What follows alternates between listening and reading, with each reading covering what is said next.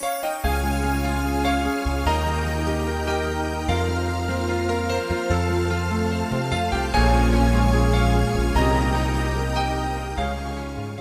করি সবাই ভালো আছো। আজকের ক্লাসে স্বাগত জানাচ্ছি। আজকে আমরা নবম দশম শ্রেণীর পদার্থবিজ্ঞান অধ্যায় 4 কাজ, ক্ষমতা ও শক্তি নিয়ে আলোচনা করব। এই অধ্যায়টিও আমাদের বাস্তব জীবনের সাথে খুব সম্পর্কিত। প্রথমেই আছে কাজ, তারপর ক্ষমতা, শক্তি। আমি আজকে কয়েকটা টপিকসের উপর আলোচনা করব। তো প্রথমেই আমাদের দাঁড়াচ্ছে কাজ। আমি এর আগে ক্লাসে যতবার এই অধ্যায়টা আলোচনা করেছিলাম ছাত্রদের বলেছি যে কাজ কি। ছাত্ররা সরাসরি উত্তর দিয়েছে যারা প্রথম অধ্যায় পড়ছে যে স্যার কোনো কিছু করাই হলো কাজ। অর্থাৎ যে কোনো মানুষকে যদি আমরা জিজ্ঞাসা করি সবাই বলে দেবে যে স্যার কাজ বলতে তো যে কোনো কিছু করাই কাজ।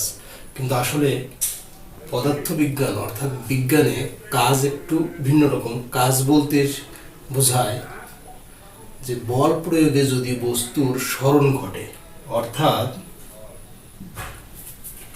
এফ বল প্রয়োগ করা হলো একটি বস্তুর উপর, এই বস্তুর উপর এফ বল প্রয়োগ করা হলো। এফ বল প্রয়োগ করার ফলে বস্তুর যদি এস পরিমাণ স্মরণ হয়, এস পরিমাণ স্মরণ হয়ে এইখানে আসে, তাহলে বল প্রয়োগের ফলে বস্তুর যদি স্মরণ ঘটে তখন আমরা সেটাকে বলবো কাজ। তাহলে কাজ হলো বল প্রয়োগে বস্তুর স্মরণ হলে তখন তাকে কাজ বলে। আমরা লিখব কাজ সমান, কাজ সমান, কাজের ইংরেজি হচ্ছে ওয়ার্ক। তাহলে কাজকে আমরা ডাব্লিউ দ্বারা প্রকাশ করব, ক্যাপিটাল ডাব্লিউ। কাজ সমান বল গুণন স্মরণ। তাহলে আমাদের বল হচ্ছে এফ, স্মরণ হচ্ছে এস। তাহলে কাজ কাকে বলে? খুব সহজ সংখ্যা যে বল প্রয়োগে বস্তু স্মরণ ঘটলে তাকে কাজ বলে। তাহলে কাজ, এখন কাজ যখন পাওয়া গেল, এখানে আমাদের দুটো প্রশ্ন করতে হবে। এক, কাজ কেমন রাশি? ভেক্টর রাশি, স্কেলার রাশি। তাহলে কাজটা দেখো এখানে এফ অর্থাৎ বল, বল হচ্ছে ভেক্টর রাশি, এস স্মরণ, স্মরণ ভেক্টর রাশি। তাহলে ভেক্টর রাশি ভেক্টর রাশির গুণ, ভেক্টর রাশির গুণন স্কেলার গুণন করা হলে সেখানে স্কেলার হয়, অর্থাৎ ডাব্লু হবে স্কেলার, অর্থাৎ কাজ হবে স্কেলার রাশি। কাজ স্কেলার রাশি। তাহলে কাজ হলো স্কেলার রাশি। এবার আমরা আর দুটো জিনিস জানবো এখান থেকে, কাজের একক এবং মাত্রা। কাজের একক কি? কাজের একক, এককের ক্ষেত্রে আমি সবসময় বলি যে সমীকরণ থেকে সবসময় একক নির্ণয় করার চেষ্টা করবা। যেমন বলের একক, বল এবং স্মরণ যেহেতু গুণ করে কাজ পাওয়া যাচ্ছে, তাহলে বলের একক এবং স্মরণের একক গুণ করে আমরা কাজ পাব। সেটাকে এখন আন্তর্জাতিক এককে আমরা অবশ্য কাজের একক জুল ধরি, জুল, এটাকে যে দ্বারা প্রকাশ করা হয়। এখান থেকেও পাওয়া যাবে, কিভাবে পাওয়া যাবে? বলের একক নিউটন আর স্মরণের একক মিটার। তাহলে নিউটন মিটারও মানেই হচ্ছে জুল। এখন কাজের একক পাওয়া গেল, আমরা আরেকটা টপিক এখানে জানবো, কাজের মাত্রা। তাহলে মাত্রা কি হবে? কাজের মাত্রা সমীকরণ থেকে আমরা চিন্তা করি, বলের মাত্রা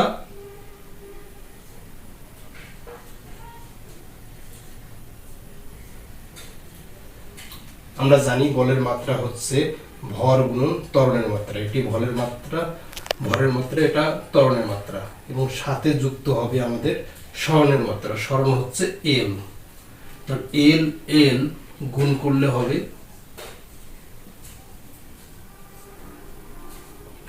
তাহলে কাজ কাকে বলে? কাজের মাত্রা আমরা জানলাম, কাজের একক জানলাম।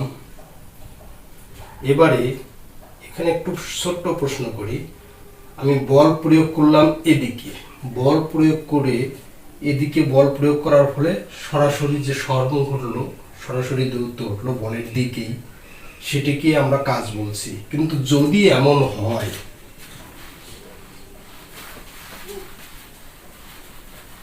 আমি বল প্রয়োগ করলাম এই দিকে, বল প্রয়োগ হলো এই দিকে আমি বল প্রয়োগ করছি, কিন্তু বস্তুর সরণ ঘটলো এখান থেকে এই দিকে, অর্থাৎ এর সাথে থিটা কোণ করে বস্তুর সরণ ঘটলো।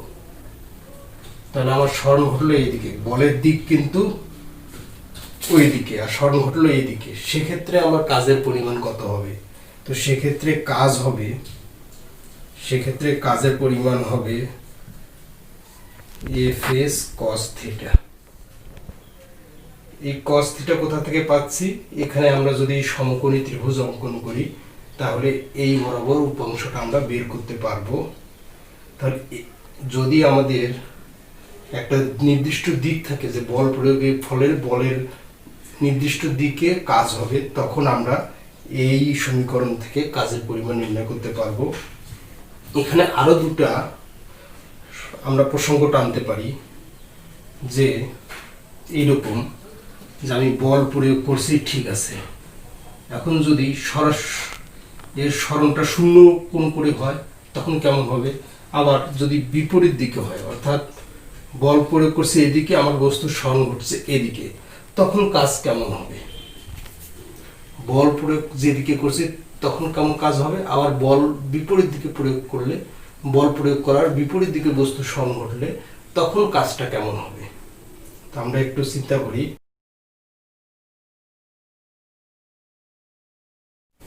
মার্কারটি ফেলে দেবো, এটা পড়ে যাচ্ছে। আবার যখন তুলছি তখন কিন্তু উপর থেকে তুলছি, উপর থেকে তোলা মানে অভিকর্ষ ত্বরণের বিরুদ্ধে কাজ করছে। আর যখন ফেলে দিচ্ছি দ্রুত পড়ে যাচ্ছে, অভিকর্ষ বলের প্রভাবেই পড়ে যাচ্ছে। তাহলে যখন বস্তুটি পড়ে যাচ্ছে তখন ওটা বলের দিকে ক্রিয়াশীল থাকছে, আর আমি যখন বস্তুটিকে তুললাম তখন বলের বিপরীত দিকে ক্রিয়া করছে। তাহলে এখানে দুইটা কাজ থাকছে, একটা বলের দিকে কাজ, একটা বলের বিরুদ্ধে কাজ। যেটা বলের দিকে কাজ হয় সেটাকে বলা হয় ধনাত্মক কাজ। তাহলে আমরা এখানে একটা জিনিস জানলাম যে ধনাত্মক কাজ বা বলের দিকে কাজ, ঋণাত্মক কাজ বা বলের বিরুদ্ধে কাজ। তাহলে আমাদের এখানে একটা টপিকস থাকলো ধনাত্মক কাজ বা বলের দিকে কাজ, বলের দিকে কাজ, এবং ঋণাত্মক কাজ বা বলের বিরুদ্ধে কাজ। তাহলে আমাদের কাজ দুই ধরনের হতে পারে, একটা বলের দিকে এবং একটা বলের বিরুদ্ধে। তাহলে আমাদের কাজ সম্পর্কে মোটামুটি ধারণা পাওয়া গেল। কাজের যত গাণিতিক সমীকরণ, আমাদের যে দুইটা সমীকরণ আছে, গাণিতিক সমস্যাগুলো আমরা ওভাবে সমাধান করতে পারবো ইনশাল্লাহ। এখন আমরা পরবর্তী টপিকস যাই। পরবর্তীতে আমাদের টপিকসে আছে শক্তি। আমরা এখন শক্তি নিয়ে আলোচনা করব। শক্তি কাকে বলে?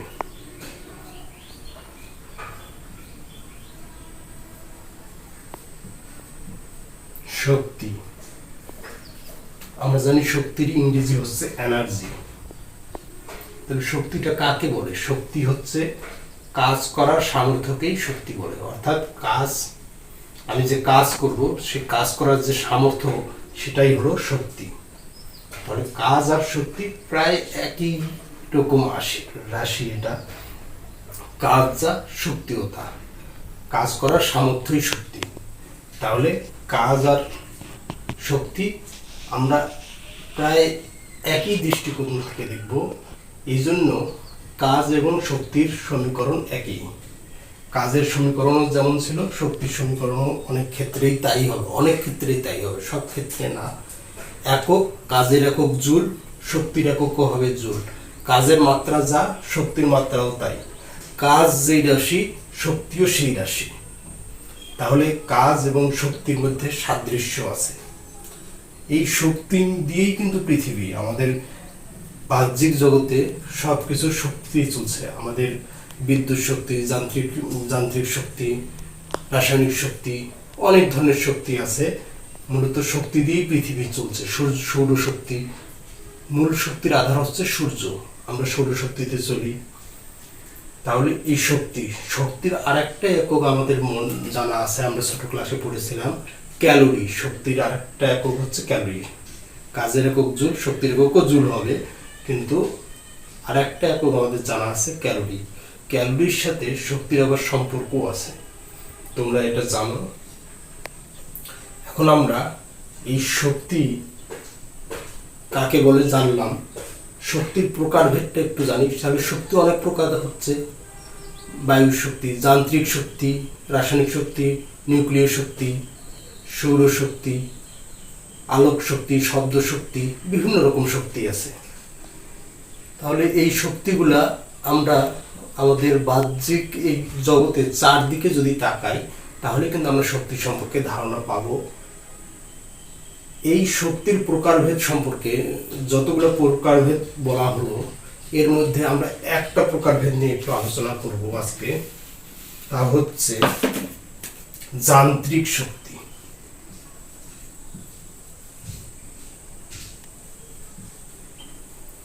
যান্ত্রিক শক্তি, যান্ত্রিক শক্তি কি?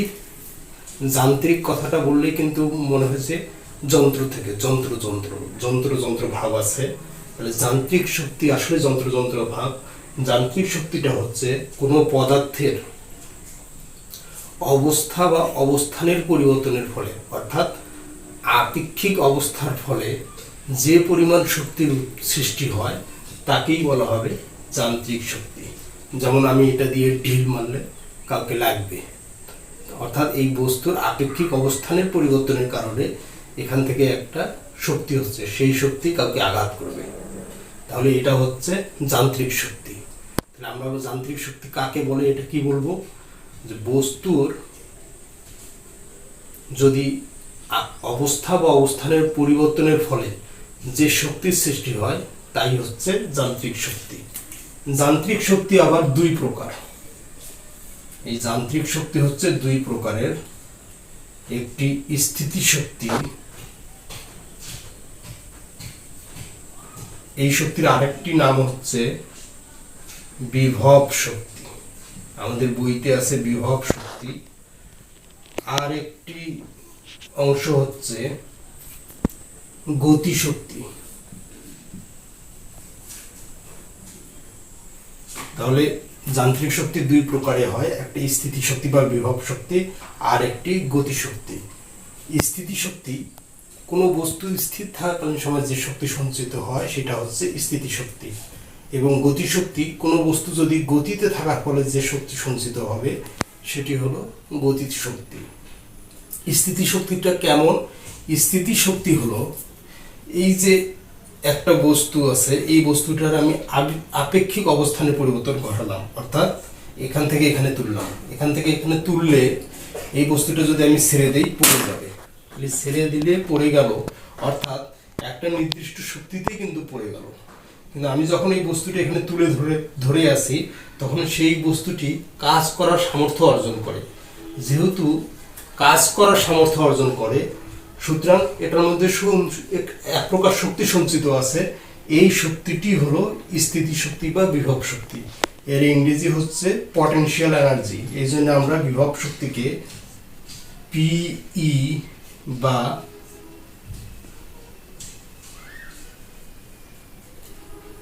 এটা পিই না দিয়ে ইপি বা পিই দ্বারা প্রকাশ করব। যেহেতু যান্ত্রিক শক্তি, বিভব শক্তি, গতিশক্তির শক্তি, তাই এই শক্তির একক হবে জুল। তো বিভব শক্তির ক্ষেত্রে আমরা বিভব শক্তির সমীকরণটা একটু বের করার চেষ্টা করব। এই বিভব শক্তির সমীকরণ আছে, তার আগে আমি একটু বলে নিই। তাহলে যান্ত্রিক শক্তির দুটি অংশ, বিভব শক্তি, গতি শক্তি। তাহলে আমরা লিখতে পারি যান্ত্রিক শক্তি বা মোট শক্তি। যান্ত্রিক শক্তিকে আর বলা যেতে পারে মোট শক্তি। যান্ত্রিক শক্তি সমান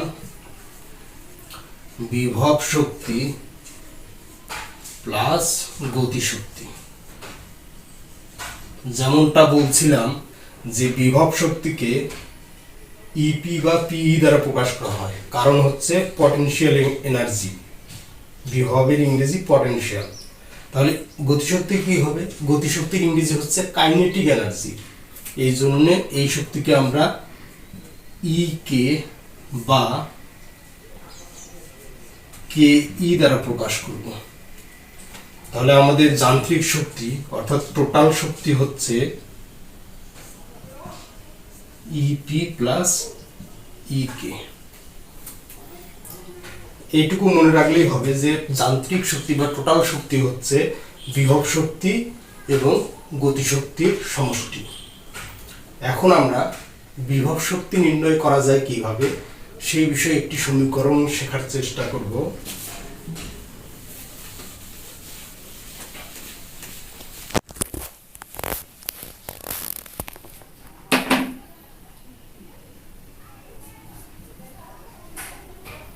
তাহলে বিভব শক্তি, আমি বিভব শক্তির উদাহরণ দিলাম একটা জিনিস উপরে তুলে তার মধ্যে যে শক্তি সঞ্চিত হয় সেটা দিয়ে। আমরা আর একটা উদাহরণ পেতে পারি, আমি একটা স্প্রিংকে একটু টান দিলাম বা চেপে ধরলাম, তখন এই স্প্রিংটি কিন্তু কাজ করার সামর্থ্য অর্জন করে। সেই অবস্থাতেও কিন্তু তার মধ্যে বিভব শক্তি সঞ্চিত হবে, ওই শক্তিটার নাম হবে বিভব শক্তি। তাহলে এই বিভব শক্তি কিভাবে নির্ণয় করা যায়? বিভব শক্তি নির্ণয় করব আমরা, সাপোজ এটি ভূমি, এই ভূমি থেকে এম ভরের একটি বস্তুকে আমি এইচ উচ্চতায় তুললাম। তাহলে ভূমি থেকে এম ভরের একটি বস্তুকে আমি এইচ উচ্চতায় তুললাম। তাহলে এই ক্ষেত্রে একটি বস্তুকে আমি ভূমি থেকে তুলেছি এক জায়গায়, সেক্ষেত্রে আমার কিছুটা কাজ করতে হয়েছে। তাহলে এক্ষেত্রে আমার কাজের পরিমাণ কত হবে? আমরা একটু ভাষাটা তোমরা লিখে নিবা, যে মনে করি এম ভরের একটি বস্তুকে ভূমি থেকে এইচ উচ্চতায় তোলা হলো। তাহলে তুললে আমার কাজের পরিমাণ কত হবে? তাহলে কাজ হবে ডাব্লু সমান সমান এফ এস, অর্থাৎ এফ যদি প্রযুক্ত বল হয় তাহলে বল গুণন উচ্চতা বা সরণ, বল গুণন উচ্চতা বা সরণ। এখন এই বলটার পরিমাণ কেমন হবে? দেখো, আমরা বস্তুটি ভূমি থেকে এইচ উচ্চতায় তুলেছি। তাহলে ভূমি থেকে এইচ উচ্চতায় তুললে আমাদের এক্ষেত্রে যে পরিমাণ বল প্রয়োগ করতে হয়েছে তা ওই বস্তু ওজনের সমান, যেহেতু ওটা বস্তুটি আমাদের অভিকর্ষের বলের বিরুদ্ধে কাজ করেছে, তাহলে আমার বলটি হবে ওজনের সমান। তাহলে বস্তুর ওজন সমান বল সমান বস্তুর ওজন, ভর হচ্ছে এম, ওজন হচ্ছে অভিকর্ষ ত্বরণ জি হলে ভর গুণন অভিকর্ষ ত্বরণ এম জি। তাহলে বস্তুর ওজন হলো এম জি। এবারে আমরা এখানে বসাই দিই, অতএব কাজ ডাব্লু সমান এম জি এইচ। এখন কথা হলো, এটা কাজ বের হলো, তাহলে আমাদের বিভব শক্তি কোনটা? এই বস্তুটি ভূমি থেকে এইচ উচ্চতায় তুলতে যে পরিমাণ কাজ করা হয়েছে তাই ওই বস্তুতে সঞ্চিত শক্তির পরিমাণ। তাহলে আমার এই কাজের পরিমাণটাই হবে বস্তুতে সঞ্চিত শক্তির পরিমাণ। অতএব সঞ্চিত শক্তি বা বিভব শক্তি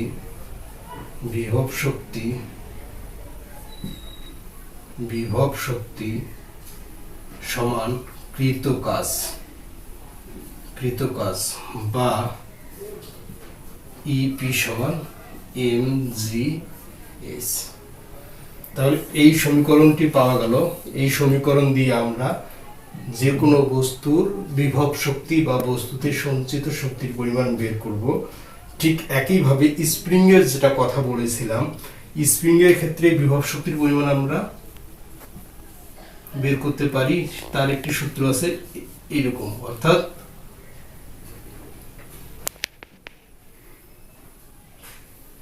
এই কেটি হচ্ছে স্প্রিং এর ধ্রুবক। স্প্রিং ধ্রুবক থাকলে আমরা দূরত্বের যতটুকু সরণ ঘটবে সেই সূত্র প্রয়োগ করে স্প্রিং এর বিভব শক্তি নির্ণয় করতে পারবো।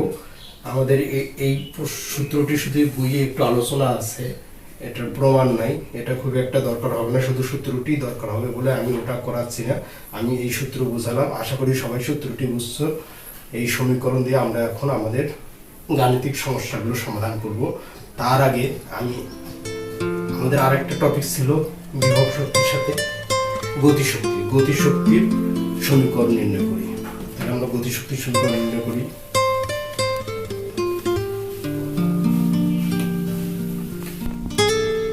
প্রিয় শিক্ষার্থী, এবারে আমরা গতিশক্তির সমীকরণ নির্ণয় করব। তো গতিশক্তির সমীকরণ নির্ণয়ের ক্ষেত্রে আগে যেমনটা সংজ্ঞাটা বলেছিলাম যে কোনো বস্তু গতিতে থাকা অবস্থায় যে শক্তি লাভ করে সেটি হচ্ছে গতিশক্তি। একজন সাইকেল চালিয়ে আসছে, তুমি যদি তাতে আটক করতে চাও তাহলে এক ধরনের ধাক্কা অনুভব করবে। এই ধাক্কাটা যে পরিমাণ যে শক্তির কারণে তুমি পাচ্ছ সেটি কিন্তু আসলে গতিশক্তি। ঢিল দিলে মানুষকে লাগে, সেটিও কিন্তু ওই ঢিলের গতিশক্তি। তাহলে আমরা গতিশক্তির সমীকরণ নির্ণয় করব। সেক্ষেত্রে আমরা ধরলাম একটি স্থির বস্তুর উপর একটি স্থির বস্তু এম ভরের একটি স্থির বস্তু, এই স্থির বস্তুর উপর এফ বল প্রয়োগ করায় বস্তুটি ভি এস দূরত্ব অতিক্রম করে ভি বেগ প্রাপ্ত হলো। তাহলে আমার এখানে আদিবেগ ইউ সমান 0। তাহলে আমি আরেকবার এটা ভালো করে বলি, তোমরা লিখে নিতে পারবা। মনে করি এম ভরের একটি স্থির বস্তুর উপর এফ বল প্রয়োগ করায় এস দূরত্ব অতিক্রম করে ভি বেগ প্রাপ্ত হলো। তাহলে আমার কৃত কাজ কত হবে? তাহলে বস্তু কর্তৃক কৃত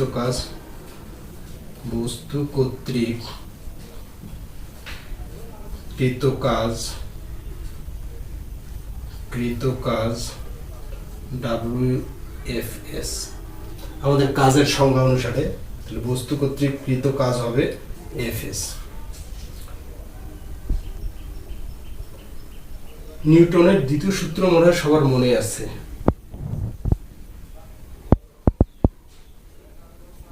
নিউটনের দ্বিতীয় সূত্র ছিল F = ma।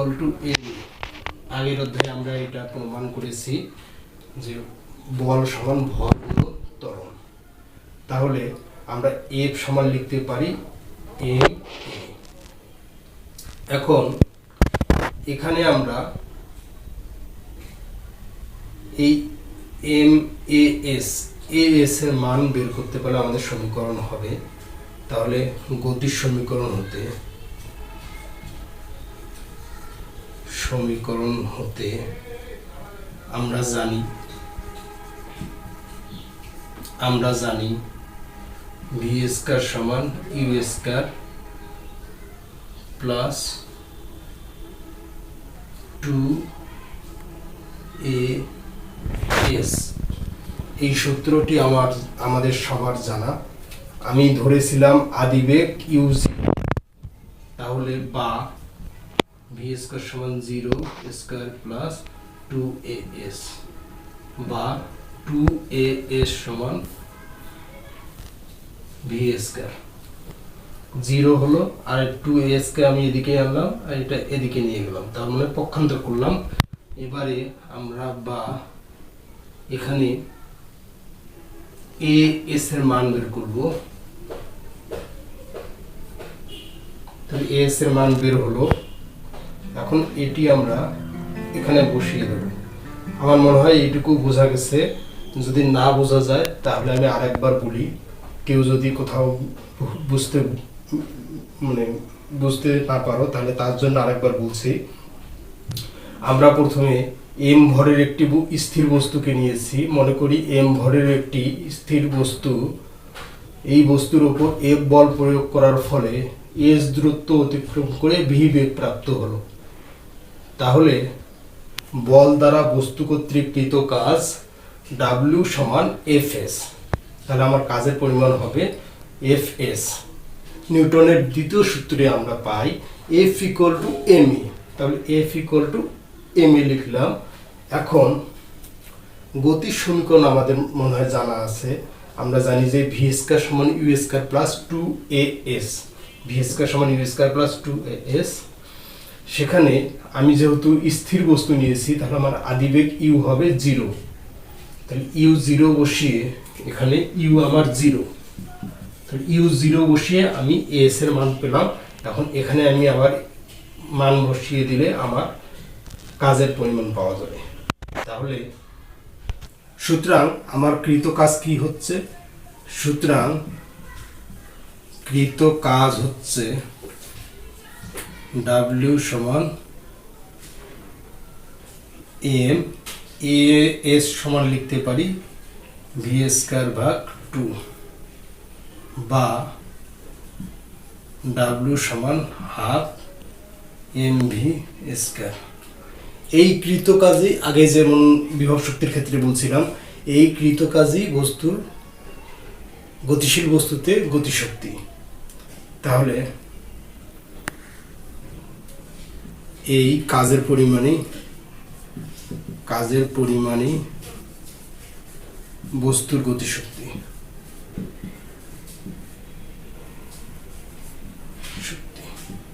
তাহলে অতএব গতিশক্তি সমান কত হবে?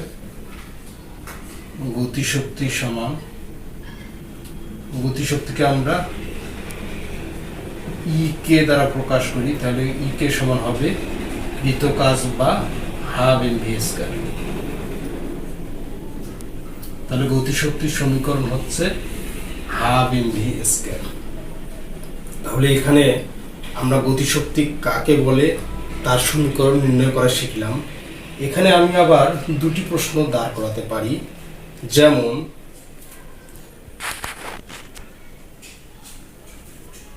যদি ভি আমি দ্বিগুণ করি তাহলে আমার গতিশক্তি কত গুণ হবে? ভি যেহেতু বর্গ আছে, ভি দ্বিগুণ করা মানে 4 গুণ হবে, 3 গুণ করা মানে 9 গুণ হবে। তাহলে যেমনটা বলছিলাম যে গতিশক্তির ক্ষেত্রে যেহেতু আমার গতিশক্তি ই কে সমান হাফ এম ভি স্কয়ার, তাহলে আমি যদি বেগকে দ্বিগুণ করি গতিশক্তি 4 গুণ হয়ে যাবে। বেগ 4 গুণ করলে গতিশক্তি 16 গুণ হবে। এইভাবে বাড়তে থাকবে। তাহলে এটা একটা ধারণা পাওয়া গেল। এখান থেকে আমি আরেকটা কথা বলতে পারি। যেমন আমরা জানি 2 একটি ধ্রুবক সংখ্যা এবং ভর এমও হচ্ছে ধ্রুবক সংখ্যা। 2 অর্থাৎ হাফ আছে, এখানে হাফ, এখানে নিচে 2 ভাগ আছে, হাফ ধ্রুবক সংখ্যা, এম ধ্রুবক। তাহলে